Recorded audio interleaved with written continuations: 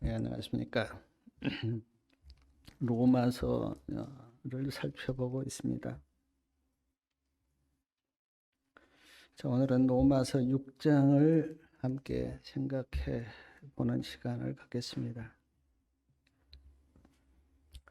로마서 6장은 믿는 자들에게 하신 권면 그리고 말씀이라 그렇게 할 수 있습니다. 예수님을 안 믿는 사람들에게 한 말씀이 아니고 예수님을 구주로 믿고 또 받아들이는 사람들에게 하신 말씀이 로마서 6장 말씀인데 어떤 말씀을 하셨는가? 첫 번째, 죄에 대해서 말씀하셨습니다. 믿는 자들은 죄에 대해서 어떻게 승리하는 삶을 살 수가 있을까? 사랑하는 여러분, 우리가 예수님을 믿으면 죄 용서함을 받습니다. 그걸 우리는 죄사함 그렇게 부르는데 죄사함을 받아요. 죄사함을 받는 것으로 모든 것이 끝나는가? 그렇지 않습니다. 죄에서 승리하는 삶을 사는 것이 하나님의 뜻입니다. 세상 사람들은 법에 걸리지만 않으면 죄라고 생각하지 않습니다. 그러나 그리스도인들은 다르죠. 다른 사람을 미워하는 것도 죄라고 우리는 생각합니다. 화를 내는 것도 성령이 우리에게 깨닫게 하기를 죄다 그렇게 깨닫게 하세요. 그래서 그리스도인들은 죄에 민감할 수밖에 없는데 로마서 6장 1절과 2절 말씀은 이렇게 말씀하고 있습니다. 그런즉 우리가 무슨 말 하리요? 은혜를 더하게 하려고 죄에 거하겠느냐? 그럴 수 없느니라. 죄에 대하여 죽은 우리가 어찌 그 가운데 더 살리요? 아마 이 말씀은 로마서 5장 20절에 죄가 더한 곳에 은혜가 더욱 넘쳤다고 말씀하셨기 때문에 혹시 은혜가 넘치게 하려면 죄를 지어도 된다 그렇게 생각하는 사람이 있을까 봐 사도 바울은 다시 은혜를 더하게 하려고 죄에 거하겠느냐? 그럴 수 없느니라. 죄에 대하여 죽은 우리가 어찌 그 가운데 더 살려라고 말씀합니다. 로마서 6장 14절과 15절에도 이렇게 말씀하고 있습니다. 죄가 너희를 주관치 못하리니 이는 너희가 법 아래 있지 아니하고 은혜 아래 있음이니라. 그런즉 어찌하리요? 우리가 법 아래 있지 아니하고 은혜 아래 있으니 죄를 지으리요? 그럴 수 없느니라. 로마서 6장을 보니까 두 번이나 물었어요. 은혜를 더하게 하려고 죄에 거하겠느냐라고 묻습니다. 여기에 대한 대답도 그럴 수 없다. 은혜 아래 있으니 죄를 지으리요? 여기에 대한 대답도 그럴 수 없다. 그렇습니다. 은혜를 더하게 하려고 죄에 거할 수 없고 은혜 아래 있다고 죄를 지을 수 없습니다. 아까 교과시간에도 그런 말씀 했는데 가끔 어떤 분들은 은혜 아래 있으면 죄를 지어도 괜찮다라고 생각하고 말씀하신 사람들이 가끔 있어요. 그러나 그렇게 말하는 사람은 은혜를 모르는 사람이에요. 예수님이 우리 다 죄 용서하셨으니까 죄를 져도 괜찮다고 생각한 사람은 은혜가 무엇인지를 모르는 사람들이에요. 예수님이 어떤 희생을 하시고 우리를 구원하셨는지 그 은혜를 아는 사람은 그렇게 말하지 않습니다. 은혜를 알기 때문에. 은혜를 머리로만 아는 사람은,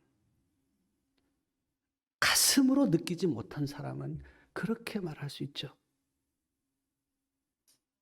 그러나 예수님께서 어떤 희생을 치르고 우리를 구원하셨는지 그 은혜를 아는 사람은 그렇게 말할 수가 없어요.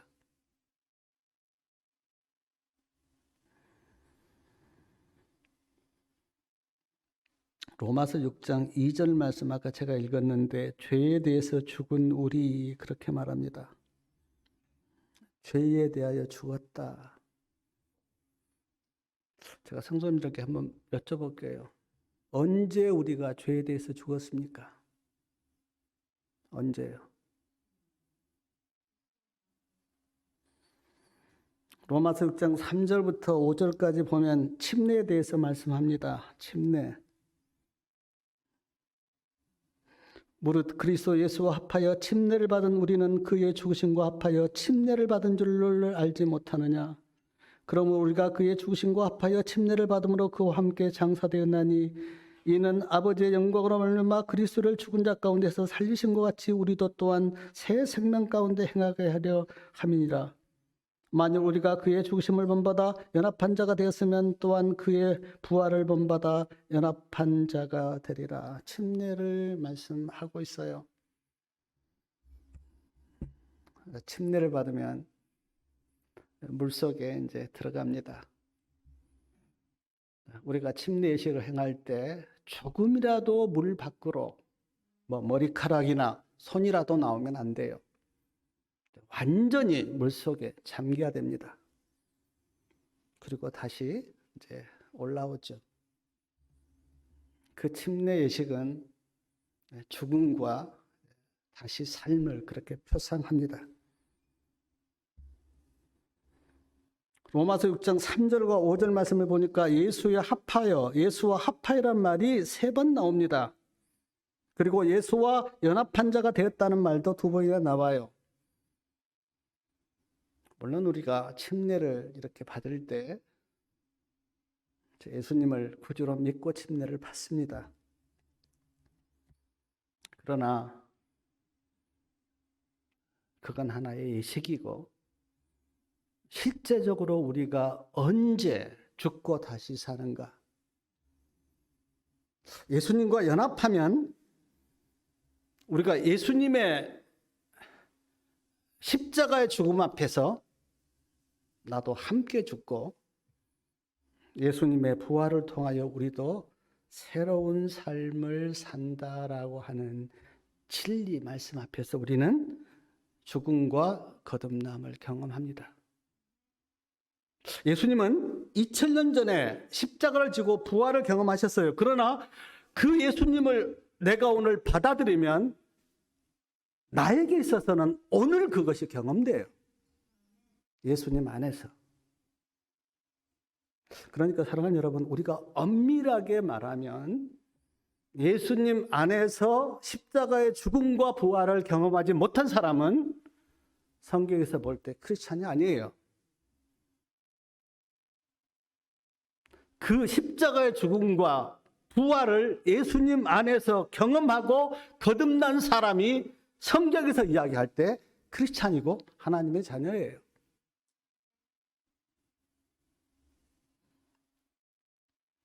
내 스스로 죽고 사는 그 경험이 아니라 예수님과 함께 예수님 안에서 십자가와 부활을 경험한 사람, 그것이 로마서 6장에서 말하는 그리스도인이에요. 정언의 말씀을 보면 많은 사람들이 죽지 않았다. 산채로 신앙을 하기 때문에 교회에 문제가 많고 분쟁이 있다. 사랑하는 성도 여러분, 이 말씀이 오늘 우리에게는 해당되지 않습니까?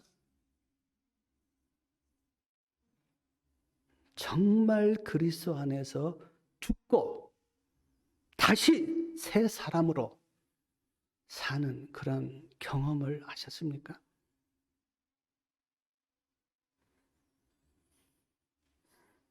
예수님 안에서 죽었다 그렇게 이야기하면 어떤 분들은 이렇게 반문합니다. 나는 살아있는데 왜 죽었다고 합니까? 내가 지금 살아있지 않습니까? 그럴까봐 로마서 6장 6절 말씀 우리 다 같이 한번 읽어보겠습니다. 로마서 6장 6절 우리가 알거니와 우리 옛사람이 예수와 함께 십자가에 못 박힌 것은 죄의 몸이 멸하여 다시는 우리가 죄에게 종노릇하지 아니하려 함이라. 누가 죽었다 그럽니까? 옛사람이 죽었다. 네. 지금 내가 죽은 게 아니고 옛사람이 죽었다. 옛사람이 누굽니까? 예수님을 믿기 전에 나. 예수님을 믿기 전에 나는 죽었다는 거예요. 그리고 예수님을 믿는 새 사람, 그 사람이 살고 있다는 거예요. 그러므로 우리는 예수님을 믿기 전과 믿는 후가 완전한 다른 삶이에요. 나는 예수님을 믿기 전과 믿는 후가 달라진 게 없어. 그 사람은 문제 있는 사람이에요. 명확한 선이 있고 벽이 있습니다. 예수님을 믿기 전은 나는 그 옛사람이에요. 그리고 예수님을 믿는 나는 지금 새 사람이에요. 옛사람이 죽었다. 근데 참 안타까운 거는 많은 사람들이 옛사람을 가지고 하나님을 믿어요. 죽지가 않았어요.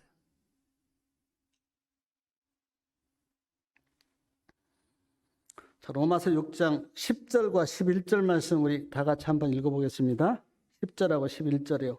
그의 죽으심은 죄에 대하여 단번에 죽으심이요 그의 살으심은 하나님께 대하여 살으심이니 이와 같이 너희도 너희 자신을 죄에 대하여 죽은 자요 그리스도 예수 안에서 하나님을 대하여는 산 자로 여길지어다. 죄에 대하여 죽었다. 죽은 자로 여기라.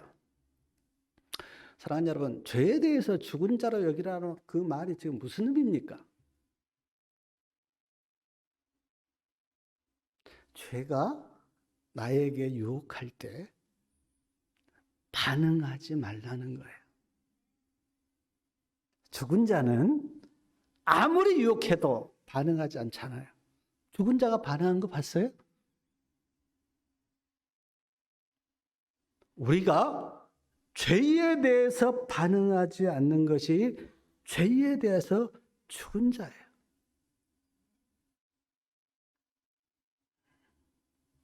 죄가 우리를 많이 유혹합니다. 죄를 짓도록 유혹해요. 거기에 반응하지 않는 것. 반응하면 아직 살아있는 사람이에요.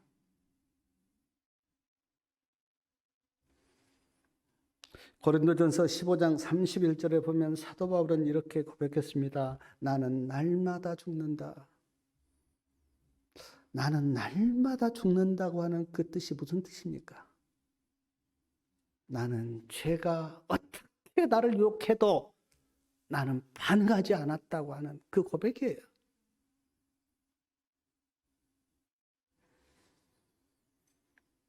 하나님을 대해서는 산자로 여기라 그렇게 말씀하셨는데 하나님에 대해서 산자로 여긴다는 것이 무슨 뜻입니까? 하나님이 말씀하시면 즉각적으로 반응하는 것. 하나님이 어떤 말씀을 하시든 그 말씀에 내가 믿음으로 반응하는 것이 하나님에 대해서는 산자로 여기는 거예요. 그렇다면 사랑하는 여러분, 우리 성도님들은 어떻습니까? 죄에 대해서 반응합니까? 하나님에 대해서 반응합니까? 저는 이 말씀 앞에서 설교를 쓰면서 제 자신을 좀 돌아봤어요. 나는 죄에 대해서 반응한 적이 있었는가? 제가 제 자신을 이렇게 돌아보니까 참 여러 번 죄에 대해서 반응한 그런 경험이 저도 있습니다. 좋지 않은 행동을 한 적도 있었고요. 다른 사람을 미워하기도 했고요. 화를 내기도 한 적이 있었고 원망한 적도 있었습니다. 죄에 대해서 반응했어요, 저도. 우리 성도님들은 죄에 대해서 반응합니까? 하나님에 대해서 반응합니까? 우리 성도님들은. 제가 죄에 대해서 반응하지 말라고 하는 이 말씀 앞에서 저는 예수님께 이런 기도를 드렸습니다. 예수님, 제가 나를 유혹할 때 앞으로는 반응하지 않도록 나를 지켜주십시오. 어떤 사람이 나를 유혹할 때 반응하지 않도록 나를 도와주십시오. 인간이 얼마나 연약한지 예수님은 아십니다. 나를 붙잡아 주시고 지켜주십시오. 그리고 하나님께 반응하도록 도와주십시오. 하나님의 말씀에 반응하도록 나에게 믿음을 주십시오. 저는 그렇게 기도했어요. 우리 성도님들은 로마서 6장 11절에 죄에 대해서 반응하지 말고 하나님께 반응하라고 하는 이 말씀 앞에 우리 성도님들은 어떤 기도와 결심을 하시겠습니까? 하나님을 믿는 성도들에게 하나님께서 사도 바울을 시켜서 이렇게 권면하는 거예요. 죄에 대해서 반응하지 말라고. 그리고 하나님의 말씀에 반응하라고. 저나 우리 성도님들이 죄에 대해서 반응하지 않고 하나님의 말씀에 반응하면 하나님이 얼마나 기뻐하시겠어요? 죄에 반응하지 않고 하나님의 말씀에 반응하면 우리에게 얼마나 큰 축복이 되겠습니까? 그리고 죄에 반응하지 않고 하나님의 말씀에 반응하면 얼마나 우리가 믿음의 사람이 되겠어요? 이 말씀이 성도님들에게 응하기를 바랍니다. 로마서 6장 4절 끝에 보니까 새 생명 가운데서 행하게 하려 함이라 그렇게 말씀하셨는데 이 새 생명은 지금 예수님의 생명을 가리킵니다. 우리 성도님들, 우리가 옛사람이 죽고 새 사람으로 다시 살면 그거는 내 생명이 아니고 예수님의 생명이에요. 요한일서 5장 15절에 아들이 있는 자에게는 생명이 있고 하나님의 아들이 없는 자에게는 생명이 없다 그렇게 말씀하셨는데 이 예수님이 마음에 계신 사람은 예수님의 생명으로 사는 거예요. 갈라디아서 2장 20절에 사도 바울은 고백하기를 이제는 내가 산 것이 아니다 그렇게 말씀하셨어요. 그런데 사랑하는 여러분, 내 안에서 예수님이 사시면 어떨까요? 우리 성도님들 안에서 성도님들이 살지 않고 예수님이 사시면 어떨까요? 예수님의 생명이 내 안에 있으면 어떨까요? 그리스도 우리 의라고 했는데 그리스도의 의가 내 안에 있으면 어떨까요? 한번 생각해 보셨습니까? 예수님의 생명이 내 안에 있고 의가 내 안에 있고 예수님이 내 안에서 사시면 어떨까요? 이건 참 놀라운 일인데 어떤 분이 수십 개의 교회를 개척한다고 하는 그런 소식을 저도 들은 적이 있습니다. 막 30개, 50개 교회를 개척했다. 어떤 분은 예수님을 믿고 불쌍하고 어려운 사람들을 돕고 산다라고 하는 말을 듣기도 해요. 어떤 분은 예수님 믿고 완전히 다른 사람이 되었다라는 간증도 듣습니다. 교회를 수십 개 개척하고 불쌍하고 어려운 사람들 돕고 전혀 다른 사람이 된 이 모든 것은 그 사람 안에서 예수님이 하신 거예요. 내가 한 게 아니고 내 안에서 예수님이 하신 거예요. 왜냐하면 그 사람 안에 그리스도의 생명이 임하고 그리스도의 의가 임하고 예수님이 그 안에서 살고 계시기 때문에 이런 일이 일어나는 거예요. 만약 우리에게 아무 일도 일어나지 않다, 그런 그리스도인은 없어요. 예수님이 내 안에 계시고 예수님의 생명이 내 안에 있고 예수님의 의가 내 안에 있다면 이런 것들이 당연하게 일어나야 돼요. 아무것도 일어나지 않는다. 잘못 신앙생활을 하고 있는 거예요. 우리가 기독교 역사를 보면 엄청난 주의 능력으로 산 사람들이 있는데 어떻게 보면 그 사람들이 당연한 거예요. 오늘 우리가 신앙을 똑바로 못하고 있는 거죠.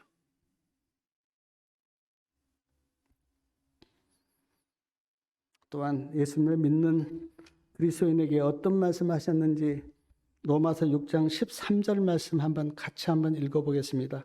13절이요. 또한 너희 지체를 불의의 병기로 죄에게 드리지 말고 오직 너희 자신을 죽은 자 가운데서 다시 산 자같이 하나님께 드리며 너희 지체를 의의 병기로 하나님께 드려라. 자, 지체를 불의의 병기로 죄에게 드리지 말고 지체를 의의 병기로 하나님께 드리라. 그렇게 말씀하셨어요. 지체가 뭡니까? 우리의 귀나 눈이나 입이나 손이나 발, 이제 다 지체입니다.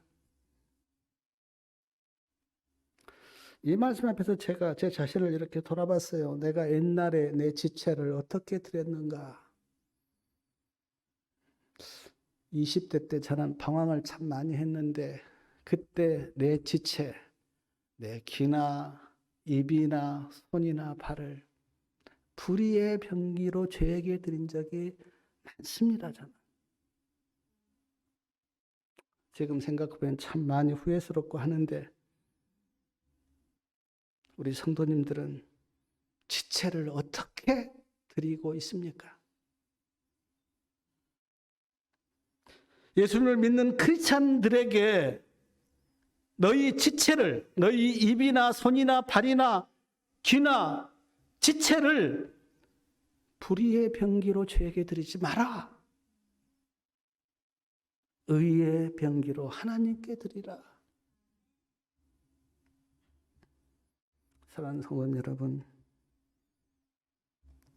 예수님을 믿는 우리는 앞으로 우리의 눈으로 안 좋은 것 보지 마시고 예수님을 바라보시기 바랍니다. 저도 부끄럽지만 이상하게 우리가 인터넷 이렇게 보다 보면 이상하게 자극적인 게 있으면 거기에 눈이 가요. 저도. 그러나 우리의 지체를 그렇게 드리는 것은 하나님의 뜻이 아니에요. 귀는 나쁜 소리 듣지 마시고 하나님의 음성을 듣기를 바랍니다. 얼마나 우리의 귀에 세상의 소리가 많이 들려옵니까? 이상하게 사람은, 죄된 그 인간은 이렇게 남 욕하고 그 소리가 참 잘 들려요. 그러나 우리의 귀에 이제 문을 달아야 돼요. 그리고 세상 소리나 사탄의 소리는 듣지 않고 하나님의 음성을 듣는 그런 문을 다시기 바랍니다. 우리의 입은 어떻습니까? 여기나 비난하는 말 하지 말고 우리의 입으로 하나님을 찬양하고 하나님의 말씀을 낭독하고 사람을 위로하고 용기를 주고 소망을 주고 그렇게 입을 쓰시기 바랍니다. 선은 맡은 일을 충실히 하고 봉사하고 선한 일을 하는데 사용하시기 바라고 발은 하나님이 가라고 하신 곳을 가시기 바랍니다. 저도 옛날에 내 욕망을 따라서 간 적이 있어요. 그래서 죄를 지었습니다. 저도. 근데 우리의 발이 성경에 보면 아름다운 발이라고 할 때 복음을 들고 영혼을 찾아가는 그 발을 하나님께서 네 발이 아름답다 그렇게 말씀하셨는데 우리의 발도 하나님의 음성을 따라서 영혼을 찾아가고 진리를 전하는 데 그렇게 쓰여지기를 바랍니다. 예수님을 믿는 우리는 지체를 불의의 병기로 죄에게 드리면 안 돼요. 지체를 의의 병기로 하나님께 드려 하나님을 기쁘시게 하고 그것이 나에게도 축복이 되도록 그렇게 믿음으로 써야 돼요. 우리의 눈이나 귀나 입이나 손이나 발이 다 하나님의 도구가 되셔야 돼요. 또한 예수님을 믿는 자들에게 어떤 말씀하셨는지 로마서 6장 16절 말씀 같이 한번 읽어보겠습니다. 16절이요. 너희 자신을 종으로 들여 누구에게 순종하든지 그 순종을 받는 자의 종이 되는 줄을 너희가 알지 못하느냐. 혹은 죄의 종으로 사망에 이르고 혹은 순종의 종으로 의에 이르니라. 여기 보니까 죄의 종이 나오고 의의 종이 나옵니다. 우리는 전에는 죄의 종이었어요. 그러나 이제는 의의 종입니다. 사도 바울이 17절에 보니까 하나님께 감사리로다 그랬어요. 사도 바울이. 왜 하나님께 감사하는가? 로마 교회 교인들이 전에는 다 죄의 종이었는데 사도 바울이 말한 말씀을 듣고 이제는 의의 종이 되었다는 거예요. 그래서 사도 바울이 하나님께 감사한다고. 어떻게 의의 종이 되었는가? 사도 바울이 전한 교훈을 듣고 사도 바울이 어떤 교훈을 전했는지 성경에는 자세히 나와 있지 않지만 그러나 사도 바울이 뭐 이야기했겠어요? 복음 이야기하고 하나님의 말씀 전했는데 그것을 듣고 로마 교회 교인들은 죄의 종에서 의의 종으로 삶이 바뀐 거예요. 다윗은 시편 116편 16절에 나는 진실로 여호와의 종이다 그렇게 고백했는데 사랑 여러분, 중간은 없어요. 중간은 둘 중에 하나입니다. 죄의 종이든지 의의 종이든지 둘 중에 하나예요. 그러기에 우리는 죄의 종이 되지 말고 하나님의 종이 되고 의의 종이 되어야 합니다. 중간은 없어요. 하나님 편에 있든지 아니면 죄의 편에 있든지 둘 중에 하나예요.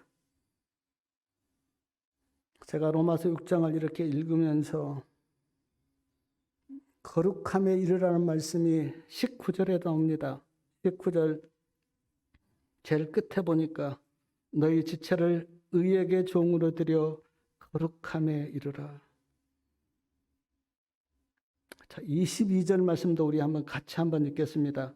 그러나 이제는 너희가 죄에게서 해방되고 하나님께 종이 되어 거룩함에 이르는 열매를 얻었으니 이 마지막은 영성이라. 여기 거룩함에 이르는 열매를 얻었다.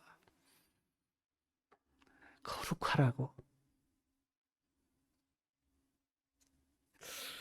복음 성경 제가 주석을 이렇게 보니까 거룩함이란 이렇게 말씀하셨습니다. 나를 주님께 드리는 것이다. 예수님, 나는 주님의 것입니다. 주님의 것이니 나를 주님의 도구로 사용하여 주십시오라고 주님께 나를 드리는 것이 거룩함이래요. 사랑하는 여러분, 진심으로 나를 주님께 드리는 은혜가 있기를 바랍니다. 나는 주님의 것입니다. 주님이 나를 써주십시오. 그리고 주님 편에 서는 것, 이것이 거룩함이래. 로마서 6장 18절과 로마서 6장 22절 두 번이나 죄에게서 해방되어 의의 종이 되었다는 말씀이 있어요. 죄의 종에서 해방되었다. 그리고 의의 종이 되었다. 이것이 거룩함이에요. 제가 설교를 시작하면서 로마서 6장은 하나님을 믿는 백성들에게 하신 말씀이라고. 세상 사람들에게 하신 말씀이 아니라 하나님을 믿는 우리에게 죄에 반응하지 말고 하나님께 반응하라고. 불의의 병기로 지체를 드리지 말고 의의 병기로 너희 지체를 하나님께 드리라고. 죄의 종이 되지 말고 의의 종이 되라고 우리에게 권면해요. 사랑하는 여러분, 예수님을 믿으면 나는 교회 다니고 예수님을 믿으면 그것으로 끝입니까? 아니요. 성경에는 우리가 거듭나서 다시 자라야 한다고 그렇게 말씀합니다. 자라야 돼. 예수님에 이르기까지 자라야 돼요. 내가 하나님의 백성이 됐는데 이제는 하나님의 백성답게 살아야 돼요. 구원받은 것이 끝이 아니에요. 이제 시작이에요. 그래서 거룩함에 이르는 거기까지 우리가 성장하고 자라야 돼요. 어떻게 보면 교회를 믿는 지 10년, 20년이 됐는데 아직까지 우리는 어린아이예요. 히브리서에 보면 너희가 어린아이로서 젖이나 먹고 이제는 우리가 자라야 돼요. 청년이 되고 어른이 돼야 돼요. 그래서 예수님이 어떤 말씀을 하셔도 아멘으로 받을 수 있는 믿음이 우리에게 있어야 돼요. 그것이 하나님의 뜻이에요. 거룩함에 이르라고 하는 이 말씀이 우리 성도님들에게 응하기를 바랍니다. 로마서 6장 23절을 죄의 삭은 사망이요 하나님의 은사는 그리스도 예수 안에서 우리에게 있는 영생이라 그렇게 말씀하셨는데 얼마나 우리가 이 말씀을 깊이 새겨야 합니까? 죄의 삭은 사망이고 하나님의 은사는 그리스도 예수 안에 있는 우리에게 영생이라고 꼭 기억하시기 바랍니다. 우리 앞에는 두 길이 있어요. 사망의 길이 있고 영생의 길이 있어요. 사망의 길은 그냥 내 육체적으로 사는 거예요. 로마서 7장에 보면 우리 육신에 대해서 아주 말씀합니다. 그냥 육신. 하나님을 떠난 죄된 육신. 그렇게 가면 사망의 길이에요. 하나님의 은사는 그리스도 예수 우리 주 안에 있는 영생이라. 이 말씀이 성도님들에게 응하기를 바랍니다. 사도 바울은 고린도서 15장 57절에서 우리 주 예수 그리스도 말미암아 우리에게 이김을 주시는 하나님께 감사합니다라고 사도 바울은 간증했어요. 하나님 감사합니다. 내가 죄에서 이기는 삶을 살게 하신 하나님 감사합니다. 사랑하는 우리 성도님 여러분, 이 고백이 우리 모두의 고백이 되기를 바라고 로마서 6장 말씀이 정말 우리에게 깊이 새겨지는, 그래서 이 말씀이 우리에게 응하는 그런 은혜가 있기를 바라면서 말씀을 마치겠습니다.